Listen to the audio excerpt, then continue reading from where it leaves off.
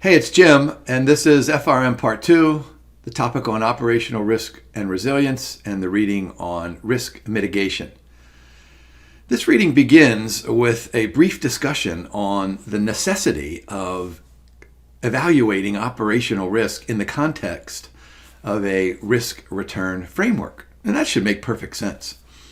In fact, the second or third paragraph describes the market risk, the liquidity risk, the credit risk to which banks and financial institutions are exposed, but it emphasizes the simple fact that inside of those three types of risk, there are also operational risks, and they fall into generally two categories. There's that internal risk, which of course relates to people, processes, and systems. There's that definition that we've talked about over the last several readings. And then there are external categories of this risk, which relate to things like competition and regulation and maybe other stuff that's, kind of outside of our bubble. So as we look through these learning objectives, I want you to envision really, really good exam questions that sound something like, hey, here's an example of credit risk. And so we're doing this and this and this. And then the actual question says something like, how does operational risk fit into that? I think those are really, really good questions. So we'll go ahead and talk about operational risk exposures. Then we'll talk about internal controls for, some really good time in this slide deck. And what I think is the most interesting part of this reading, look down there, what is that? The fourth one, new products, mergers and acquisitions. We'll spend some good time here relating to how those events necessarily have operational risk inside of each of, whether it's liquidity or market risk or credit risk. And then we'll end with a discussion on reputation and maybe the transfer of these operational risks. So the reading essentially begins with a discussion on the different ways to address these exposures to operational risk. And this is taken right from the ISO 31000. Now, I don't want you to get the sense that there are, hundreds of thousands of these standards. Remember, this International Organization for Standardization, they have these standards on all different sorts of things like, food management and supply chain and processing.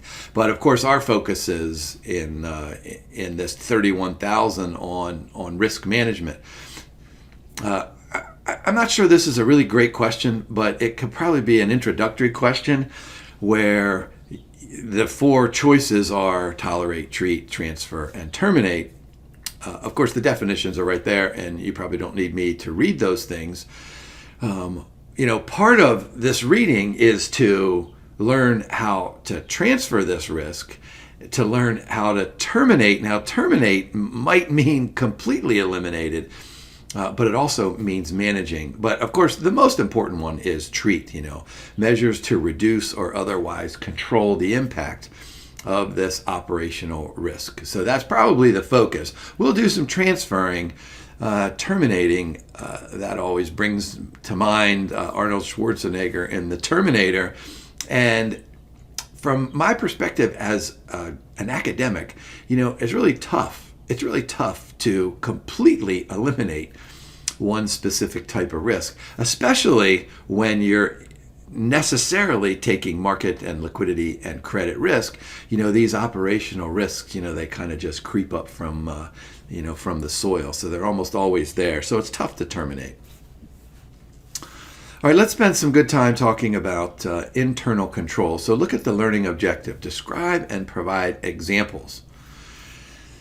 Now, look down in the green. We're going to talk about preventive and detective and corrective and directive. And these are actually key elements. We'll do that in just a few minutes.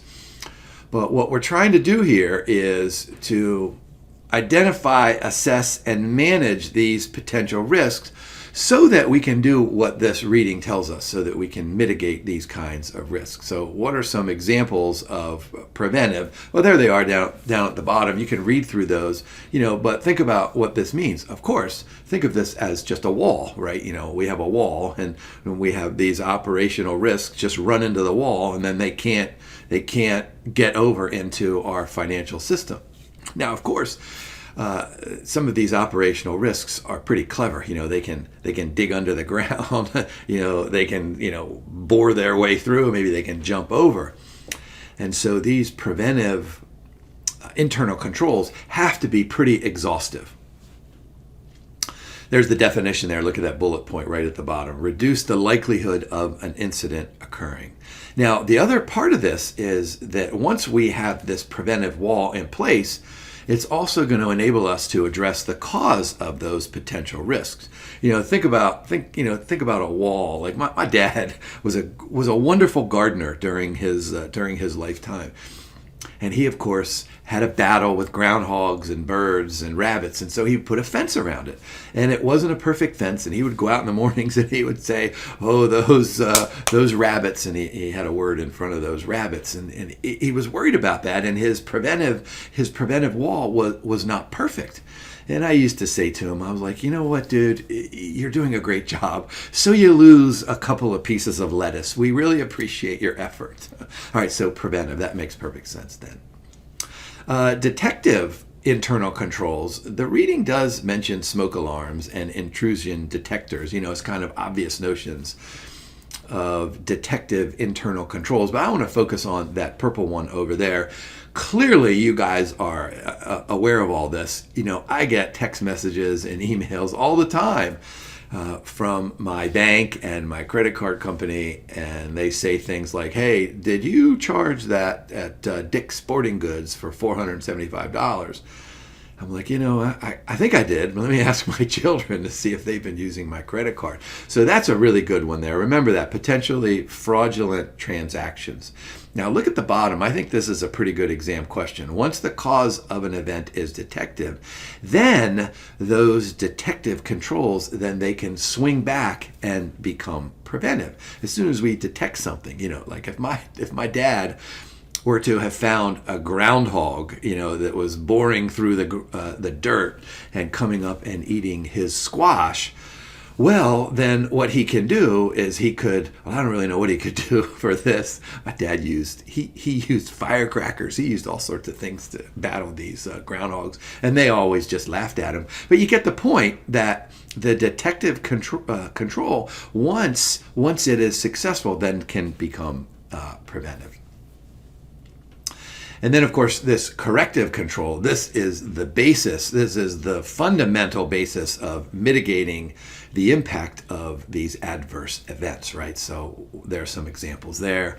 It's probably not going to reduce the likelihood of the event occurring, but it's going to reduce its pain. I'm not sure what kind of a corrective internal control my dad could have had in fighting these animals who loved his garden just as much as we did. But one of the things that he did over the years is just build a bigger garden. And so at one point our entire backyard was a garden, so that reduces its pain. Now, of course, the more the groundhog feeds, then the more the groundhog can reproduce. So maybe there could be hundreds of groundhogs there. So that's probably not a good example, but you get the sense of what this correction is going to do. And then directive is the result of preventive, detective, and corrective, in which we say something like, all right, look, we know there are groundhogs out there. We know there's lettuce and squash and tomatoes inside. Let's go ahead and figure out a plan. Look at this, a written plan outlining the proper security measures, right? So here's this plan. How can we prevent this from happening? So look at that word down at the bottom. Protocols, that's probably a good key word to remember for a question stem. Now this is what I was saying just a minute ago. Look on the bottom right, there are these key controls. So let me just go back here quickly. So those 4 internal controls, those are very likely key controls. Essential control measures sufficiently eliminate or reduce or mitigate all those kinds of things. And there are some good examples there. Now remember, the learning objectives says something about providing examples. So I can envision an exam question where they might say something like, two-factor authentication, where does that fit into these internal controls? And you would probably say something, well, of course that's a key control. And then non-key controls, those are supportive systems, right? And so that's why we have just those little gears over on the left-hand side. There's some good examples there. I'd try to memorize those. Those sound like good exam questions. All right, how about control automation? What this does is this allows us to say something like, all right, we know there's human error, right? That's part of our definition of operational risk. We know there's going to be human error. How can we automate?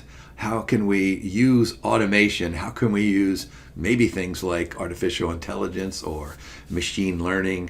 Look down on one of those diamond points, digital face recognition. I mean, there are all sorts of, really innovative and financially engineered systems and automateds that can help us with these internal controls. So look at the very top there. There's the good definition, and this is probably what will show up on the exam. Reduce their reliance on manual risk identification and mitigation techniques. Now, I want to go back to that digital face recognition. Those of you who've been paying attention to my recordings over the years know that I'm a gigantic James Bond fan, and I absolutely loved the Gray Man movie that was out on, I don't know if it was Amazon Prime or Netflix, but this was an awesome spy movie. And of course, I've read all the Gray Man books, and there might be 10 of them. I mean, they're just so awesome. But the Gray Man, he's the super secret agent. Not like James Bond, who's known throughout the world, right? He walks in and they go, oh, 007, we know 007. But this Gray Man, he doesn't want to have his face exposed or his gait or, his mannerisms, whatever. And so that's probably a really great, if I were making up an exam question, that's what I would do, just based on, what kind of interests that I have. Now go down to the very bottom. False positives or negatives can be created by these automated systems inside of these internal controls. What I want you to do is just think about what's happened, since 2020. How many times have we taken a home COVID test and it says, okay, you don't have it, and then you go out and you start coughing, and then you come home and all of a sudden you have it, right? False positives or false negatives. So remember those COVID tests when you're answering questions here about the automated systems, because they're not foolproof, right? It's a system that is designed to correct and to eliminate human errors, but the automation is not without its issues as well. And then, of course, what we can do is test all of these controls. Look down at that second one. The reading kind of emphasizes conducted by external auditors. I'm of the opinion that this control testing ought to be done, kind of all the time. Internally and externally, but what the reading is emphasizing is kind of a formal control testing. And so look at some of these highlighted words. Controls the adequacy and the effectiveness. In other words, has this system been properly designed, and is it able to, well, let's just go back to what I say many, many times, identify those risks and then quantify those risks and then manage those risks. So what kind of stuff do we need? Look at the bottom: papers, interviews, system logs, all sorts of really fun things. Now what I want to do as we look at this control testing illustration is I want to give you a quick example, and then maybe this example will help you answer these questions. So I love this. There's 4 choices here, and so there are 4 choices on your exam. So these are great exam questions. So I want you to think about this. Here I am, I'm Jim. And I have a wife, and let's suppose that we independently walk into 2 branches of your financial institution. Now, each of us is going to pretend like we're somebody else. So this all is in, fraud and identity theft. This is all part of operational risk. Now, I have a completely fake ID. I made up a name, I made up a social security number, I made up an address, I made up my tax returns, I made up all this stuff. My wife, on the other hand, she's way smarter than I am. What she did is she looked in the obituaries and she saw a recent passing of a woman who's about her age, and the picture in the newspaper looks enough like her. And so she did some online researching and she stole her identity. And we both come in, two separate banks of your financial institution, and we ask for a massive loan. Maybe it's a personal loan, maybe it's a business loan, whatever it is. And so the question then becomes, how is it going to be possible for you guys inside of your financial institution to make certain that both of us are caught, right? You don't want to lend us $500,000 as we walk out of your building. So how can we do this? How can you guys control testing? All right, let's start at the very top. Self-certification, right? Asking questions to understand all of this process. So as a chief risk officer, you probably want to ask, the loan officer for each of these branches, okay, what's the process? When Jim and his wife come in, what do? You sit down, do you offer them a cup of coffee? Do you ask them to provide documentation? What is that process, right? Self-certification. Well, we can go ahead then and examine the documents, right? I bring a fake W-2 form in. I bring you 10 years of fake tax data. So there's that examination part. And then there's this reperformance part where we're going to go ahead and say, let's look at the last 100 people that came in and let's do sampling. We've talked about sampling in previous recordings, right? There are all different ways to do this. And that sampling is probably, at least according to the reading, is probably the strongest form of testing. And then what you can do is kind of hover. Whenever my students say, hey Jim, come over here. I don't know how to put this problem in my calculator. And I'll say, here, let me watch you. And they'll hit cash flow 0 and cash flow 1, and then they'll do net present value. And they'll say, oh, that's the correct answer. So when I'm hovering, they concentrate a little bit more, so that observation, real-time oversight. So envision a question of my wife and I walking into a bank. We're both trying to fake you guys out, but we have different kinds of methods. It's still identity theft, but it's two different ways. I'm guessing that my wife would have a better chance of securing a loan than I would, but who knows? So control testing, primary types of control testing. Remember those 4. Now, the result of that control testing then, in conjunction with those key controls that we talked about just a few minutes ago, is this design of the process. So look at that definition: a systematic and structured approach to designing controls, right? What does that mean? That they are probably tailored not only to the entire institution, but tailored to each individual silo. Right? Let me just go back here quickly. The control testing of the loan officer in the example with my wife and me is probably different than, do you remember that example that I gave in the most recent recording about about Jenny and the ATMs? She was in charge of the ATMs. So that control design is probably completely different than the loan officer. So that's probably a good exam question, tailored to the specific risks faced by the organization.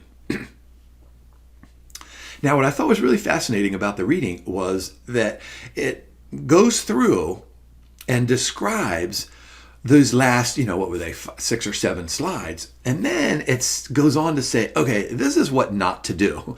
My father was, a great leader and patriarch of our family, because he would always say things like, what I want you guys to do is learn by my example. I do lots of good things, so I want you to replicate those things. And I make tons of mistakes, so avoid those kinds of mistakes.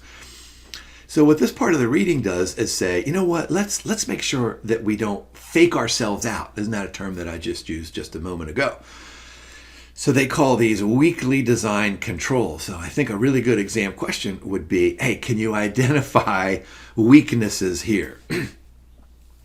optimistic controls, collective controls, and kind of more of the same. I'm guessing you guys read those as I was giving you that example. So here's something taken right out of the reading. So optimistic controls, and this goes back to the learning objective with some examples. Completing a task just before the deadline. I'll tell a quick story about the building of our house. We had committed to August 23rd to move into our house. And so, you come over and you look at how they're building. And like on August 17th, I said to my wife, I was like, you know what? There's no way they're going to finish our house. So they got it all together. And when we were at the closing, the dude said, you know what? Ooh, I want you to look through your house, give it a week, come back and tell us what we did, what we missed. And so we had a list of like 19 things, and they came and they corrected it here. But that's one of those optimistic controls. So let's kind of avoid that. They can get there, but then our builder, he had to come back and waste all that time, extra time moving stuff, and so that makes sense. Collective controls, the association has lots and lots of really good examples of these, tremendous failures and scandals. And here's one with JP Morgan, and there are tons of other examples. And then more of the same. I'm not sure how many of us just use the traditional antivirus and anti-malware technology, but probably all of us do. So there's two good examples. All right, so we've done all this stuff. Now let's go and look at the learning objective on how to improve. So prevention through design. So what's going to happen here? And this is my academic history and my nature that's working as I'm going through this reading and thinking about potential exam questions. I'm thinking of the chief risk officer and the relationship that this individual has with other members of the financial institution that have economics backgrounds, that have marketing backgrounds, and in particular that have management backgrounds, maybe even organizational design and maybe even human resources. These individuals are experts in organizational charts and flow charts and design. And so look at this: developing checklists, implementing, standardizing. Oh, that's perfect there. Optimizing and systems design.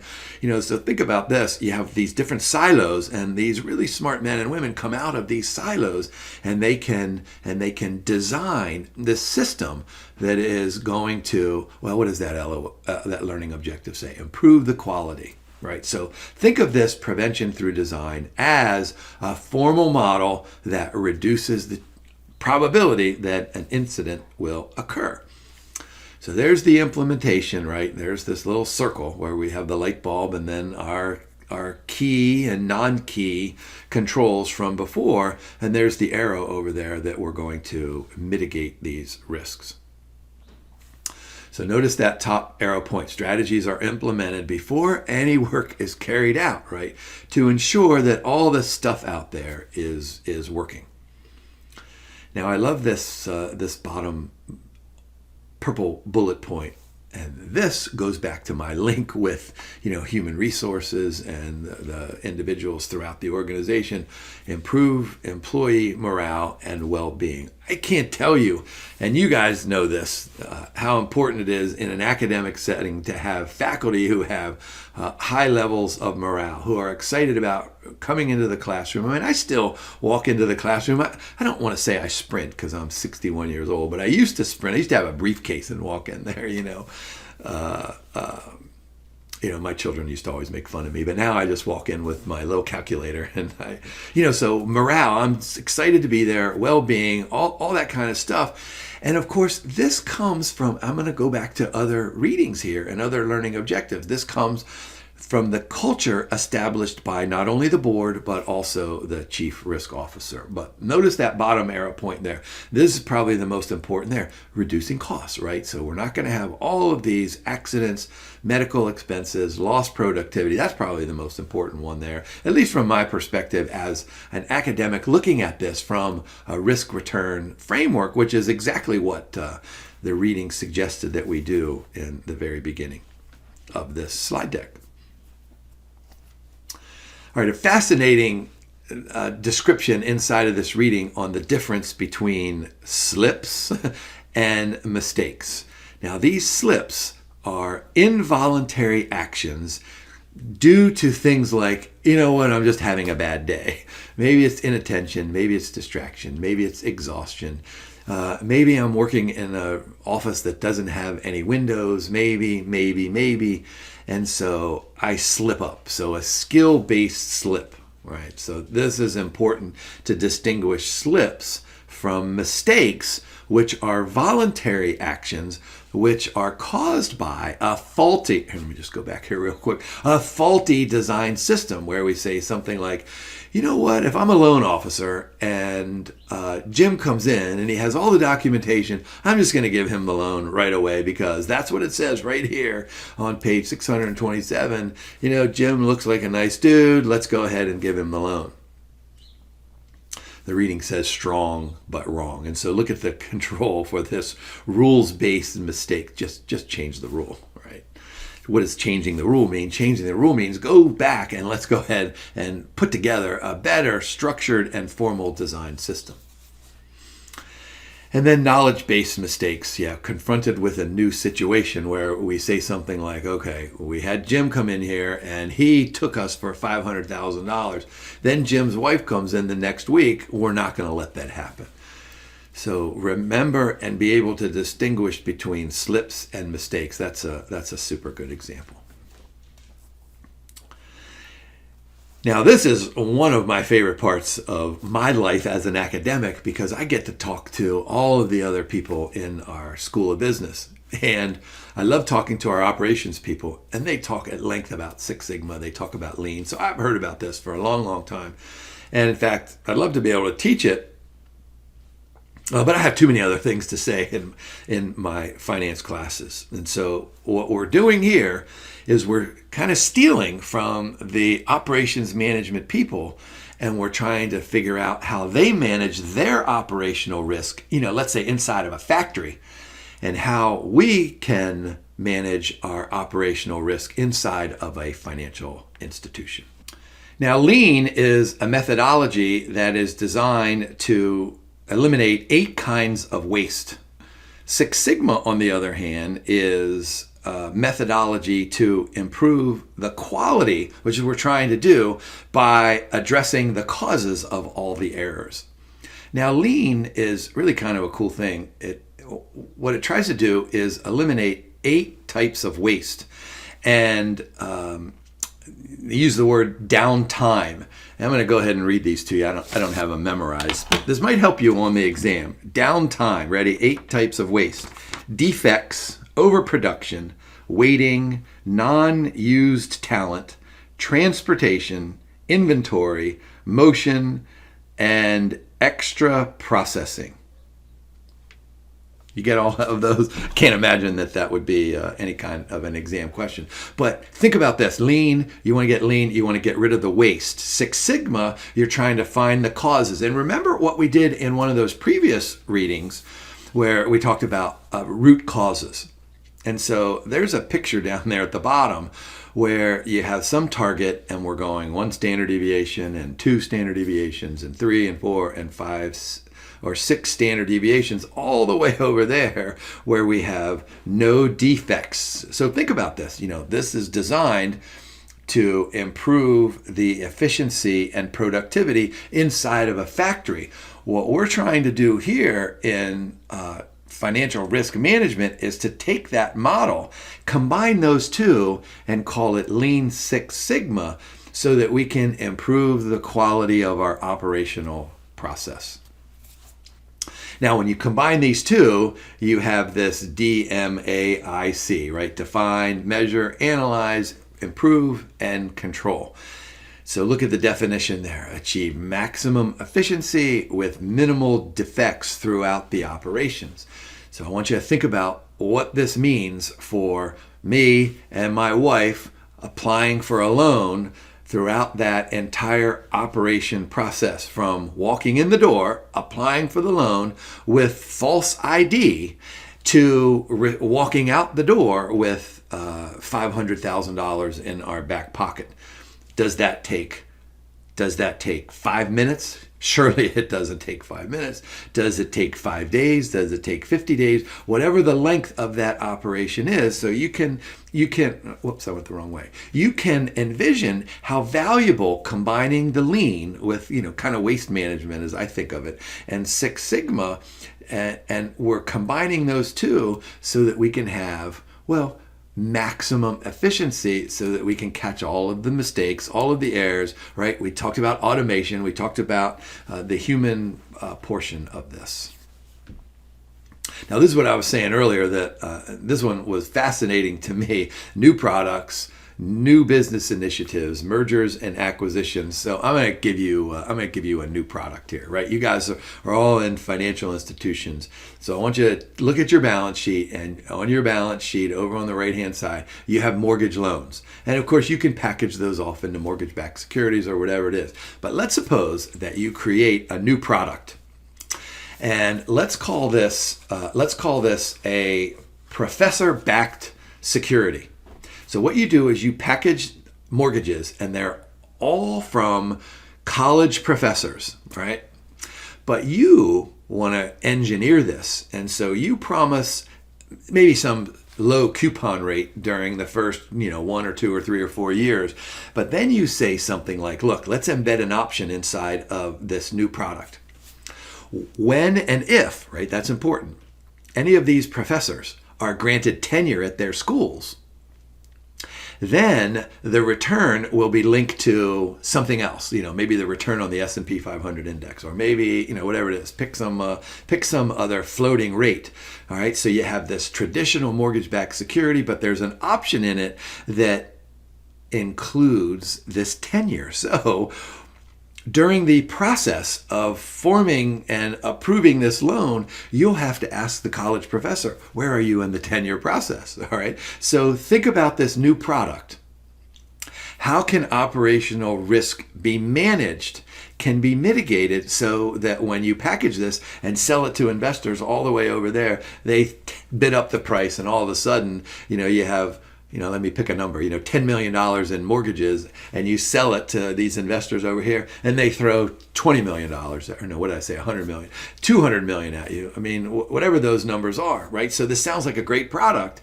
How can we envision and detect and all those words that we've used inside of this reading? And so notice the last part of the learning objective. Describe ways to mitigate these risks. So there are examples of new products or new initiatives. So here we go. How do we do this?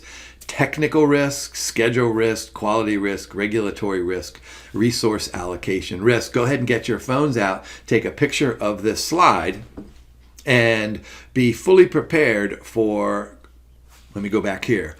All right, new products or initiatives. So the question stem will give you this thing, what did I call it? The professor mortgage-backed security, or whatever that thing is, and inside of the question stem, there'll be something, something, something, and they'll say, hey, which one of the following is a schedule risk? Or let's go ahead and talk about tight deadlines. How are we managing this risk, or identify what this risk is? And so, the association will pick 4 of these, and of course, schedule risk would be the right one with the tight deadline. So you have this in your phone now. Make sure you go back and review that. Yeah, mergers and acquisitions, this is really, really cool. So what kind of risks are we exposed to when we take over another financial institution? Well, we're exposed to all the risks that we've talked about, plus, of course, the unique operational risks that are associated with the market risk and liquidity risk and the default risk on the bonds, et cetera, et cetera.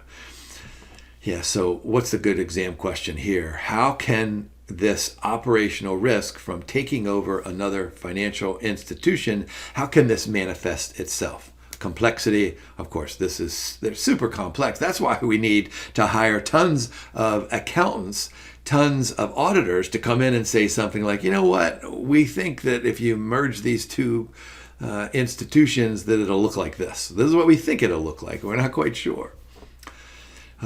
Culture clash, this happens, this better than I do, in the financial services industry. Go back to, was it 1990 or 1992, when Manufacturers Hanover and Chase, whatever it was called back then, they merged, and they had two different ways of doing things, but of course they made it work over time. Integration, I tell my students this all the time, and this is one of the things that I've tried to do here in presenting these recordings to you. I tell my students, I say, look, I view myself as the great integrator inside of our School of Business, because I tell them about economics and supply chain and accounting and all that kind of stuff. And so that's really the skill set that the chief risk officer has to have in terms of a merger and acquisition, to be able to say something like, look, we have all of these different people and processes and systems. How are we possibly going to consolidate them? So there's that good word, integration. And then, of course, this is not going to be smooth sailing, right down the slope into the swimming pool. There are internal and external disruptions, right, leading to customer and employee loss. When my wife and I moved to this area, we picked a bank, and it was a local hometown bank, and we loved that local hometown bank. Gave us everything that we needed and desired. And this bank, of course, sooner or later was taken over by one of the monstrosities out there. Maybe you guys work for this bank. I won't tell you what it is, but it kind of changed our design and all of the way we did stuff with our daily finances. And my wife said, you know what, do we want to leave this financial institution? And, I did the old marginal cost, marginal benefit. I said, you know what, I don't really feel like doing it. So, all right, risk mitigation methods in mergers and acquisitions. This really is basic common sense. Proper planning, due diligence. You've heard me say this before. Due diligence, that sounds like a fancy term. What it means is to get out your gloves, put on your hard hat, get your shovel out, and just dig, dig and dig and dig, right? And then implementation. All right, there are a handful of approaches here. Describe approaches to mitigate the impact. All right, so contingency planning. We know all about this from our discussions of options. I just talked about an embedded option in there. Contingency planning is like, okay, let's figure out what might happen, and let's be able to respond quickly to that. So communication protocols, alternative strategies, and of course, robust data collection systems. Business continuity plans, right? What we would like in life is to be able to just go like this, right? But of course, life doesn't ever happen. There are all sorts of bumps, and there are all sorts of valleys. And so we need to be able to figure out that if we're managing this operational risk in the automobile of our life, we need to make sure that we have a good braking system, a good suspension system, so that when we go over the bump, we don't hit our head on the ceiling and get a migraine, and when we go through the dips, we don't crash the engine into the other side, right? So that's really what lines of communication and the culture and these backup system is really telling us is we need good brakes, we need a good suspension system, and don't forget, we need a good rock and roll music station so we can rock out as we're going up and down. And then reputation. You've heard me say this before, and I think this is important here. Reputation is what everybody else thinks about us. Character is what we know to be true about ourselves. And so whenever I have a conversation with my students about reputation, I say, look, focus inward on the character, right? What are we doing? We're making all these good decisions. We're doing all this stuff that we talked about inside of these last handful of readings. This is our character, and our character will then come out to increase the quality of our reputation. And so image building, mapping, I love mapping, scenario identification, communication. So this prevents damages to our reputation, but think about the character. If we have strong character, right? If we have integrity, if we have honesty, if we treat our employees and our clients fairly, if we do all those things that we're supposed to do as good fiduciaries, then even when we make mistakes, like slips or mistakes, that our character will be able to bounce back, and our reputation won't be damaged in the long term. Let me give you the great James Bond reference here. It's a fantastic movie, Goldfinger. At the very end of the movie, they're in Fort Knox, and James Bond picks up a gold bar, and he throws it at Odd Job, and it just bounces off of his chest. And Odd Job was like, you know what? Is that the best you can do, James Bond? So that's what we want to do. We want to be like Odd Job, this massive chest, so that when